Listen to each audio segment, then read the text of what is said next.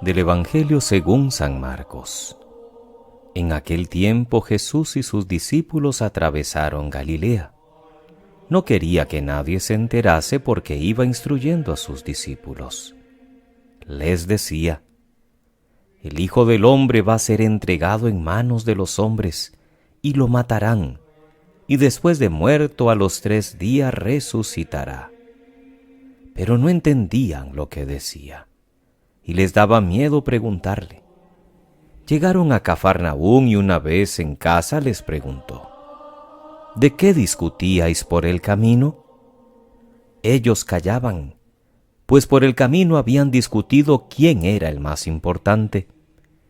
Jesús se sentó, llamó a los 12 y les dijo: quien quiera ser el primero, que sea el último de todos y el servidor de todos. Y tomando un niño lo puso en medio de ellos, lo abrazó y les dijo: el que acoge a un niño como este en mi nombre me acoge a mí, y el que me acoge a mí, no me acoge a mí, sino al que me ha enviado. Palabra del Señor. Gloria a ti, Señor Jesús. Es martes de la semana séptima del tiempo ordinario, queridos hermanos. Último día del tiempo ordinario en esta primera parte, porque mañana, si Dios quiere, iniciaremos la Santa Cuaresma con la imposición de la ceniza. Todavía hoy nos acompaña en la primera lectura la carta del apóstol Santiago, hoy en el capítulo 4. Si ayer hablaba Santiago de la verdadera sabiduría, hoy, hermanos, el apóstol desenmascara con palabras duras a los que en la comunidad crean división y no paz. Desde luego la situación no es muy halagüeña. Se ve que es muy antiguo lo de las tensiones en una comunidad. Santiago habla de guerras y contiendas. Codiciáis, matáis, ardéis en envidia, os hacéis la guerra. De verdad que los hombres somos complicados. Y él lo atribuye a 2 causas. Por un lado, el orgullo que tenemos dentro con envidias y ambiciones, y por otro, la falta de una buena oración, es decir, la falta de una perspectiva desde Dios. Estamos de espaldas a Dios y amamos el mundo y sus criterios.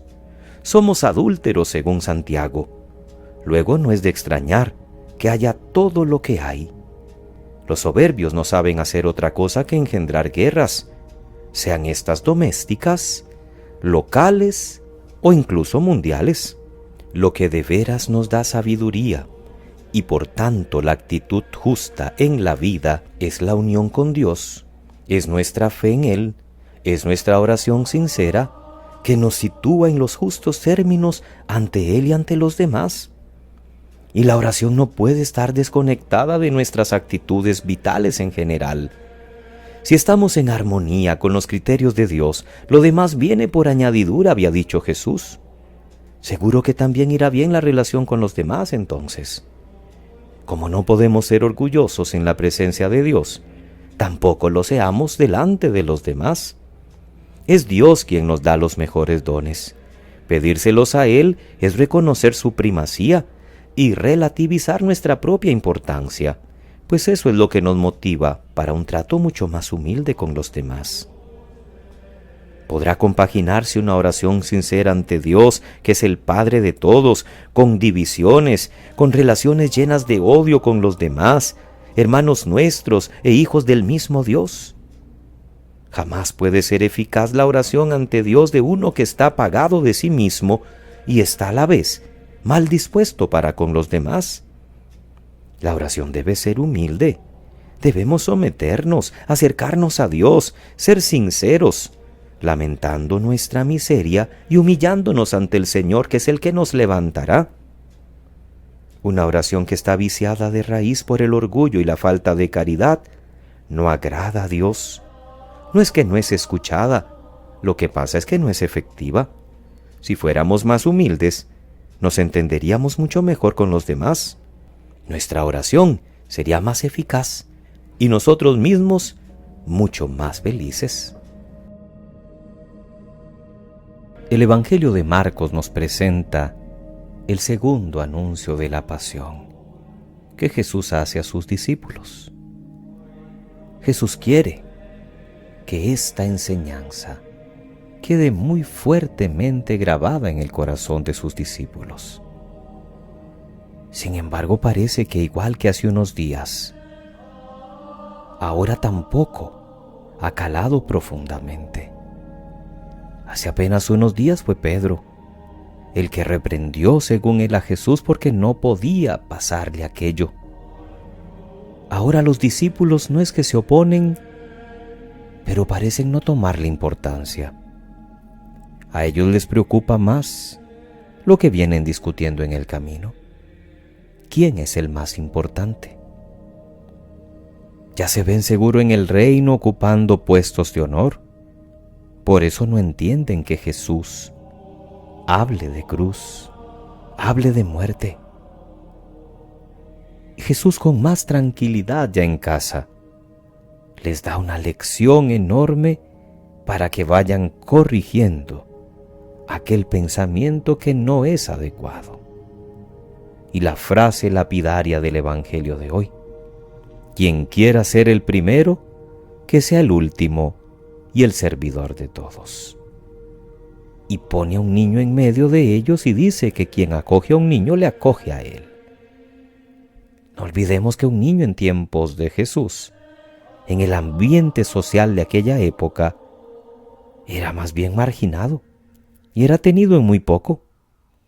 Y cómo Jesús ahora toma a un niño y le dice a ellos: quien sea como este, le está acogiendo a él mismo como Mesías, como Señor, y tendrá parte en el reino. Una lección enorme de servicio y de humildad.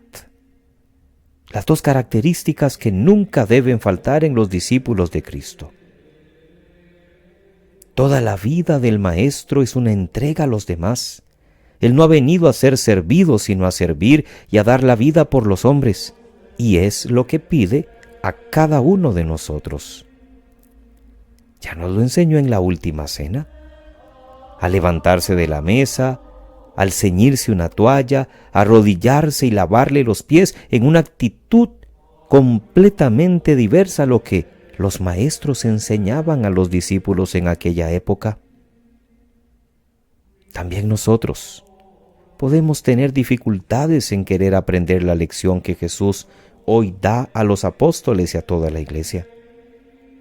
Seamos sinceros, nos encanta ocupar los primeros lugares, buscar nuestra propia comodidad, y a veces hasta nos damos el lujo de despreciar a las personas que cuentan poco en la sociedad o de las que según nosotros no podemos esperar gran cosa.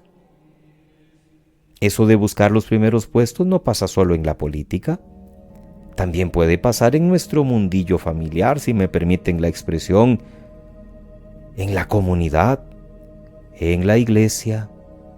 Yo sirvo, pero si me ponen a mandar, si soy coordinador, si soy el que está a cargo, si mis ideas son las primeras, pero si tengo que empezar como soldado raso, ahí voy a pensarlo mejor. Pero si el servicio se ve, si es un servicio llamativo, si es un servicio que tiene cierta cuota de responsabilidad y de poder, eso nos llama la atención. ¿Y qué hemos aprendido entonces del Maestro? Si nos está enseñando que no debemos buscar puestos, debemos servir y estar dispuestos a dar todo como Él nos lo enseñó. Tratemos en este martes y siempre, pero en este martes, a partir de la invitación que nos hace la palabra, a examinarnos cómo estamos en el servicio, cómo estamos en la aceptación de la cruz, y si de verdad vamos configurando nuestros corazones con el llamado que nos hace Jesús para ser auténticos discípulos suyos. Que pasen muy feliz martes, queridos hermanos. Que Dios les bendiga.